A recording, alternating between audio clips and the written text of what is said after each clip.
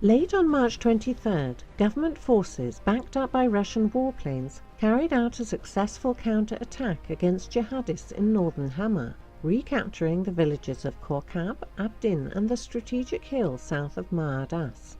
The Syrian Army's Tiger Forces, the 5th Storming Corps, the Lions of the Desert and the National Defense Forces also advanced on Hayat Tahrir al-Sham, formerly the al-Qaeda branch in Syria, and its allies in Azra, Zor al-Bala, Abu Ubaidah, Bil Hussein and Shaizar, and recaptured these areas, according to pro-government sources. Militants denied this.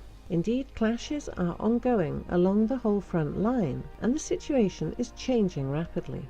Hayat Tahrir al-Sham, HTS, and allied militant groups had deployed about 2,500 to 3,000 fighters and over 20 units of military equipment for the operation in the area.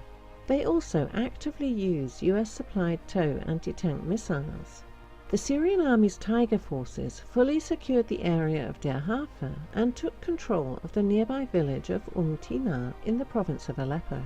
Further operations are developing in the direction of Al-Madoum.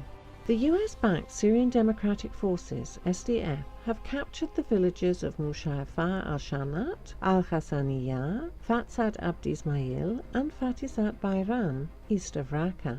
According to pro-Kurdish sources, US troops and SDF members are also in control of the Tabqa Dam after a swift operation behind ISIS lines on Wednesday. On Wednesday, the Turkish Foreign Ministry announced that it had summoned the acting Russian envoy after one Turkish soldier was shot dead by cross-border fire from the Kurdish-controlled area of Arin in northern Syria. It is an attack on Turkey from a region that is said to be under YPG-PYD control, Foreign Ministry spokesman Hüseyin Müftüoğlu explained. However, the Russian chargé d'affaires was summoned because Russia is responsible for monitoring violations in this region. Through the visit of the Russian chargé d'affaires, our views about the involvement of Russian military elements in Afrin were repeated. Müftüoğlu added that Turkey expects Russia to take steps to shut down PYD offices in the country.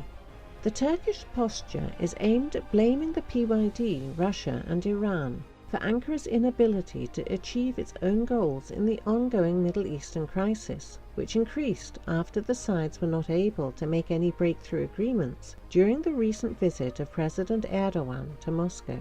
Experts also link Ankara's attitude with the boycott of the new round of Astana talks by militant groups and the recent incensement of their military activity across Syria.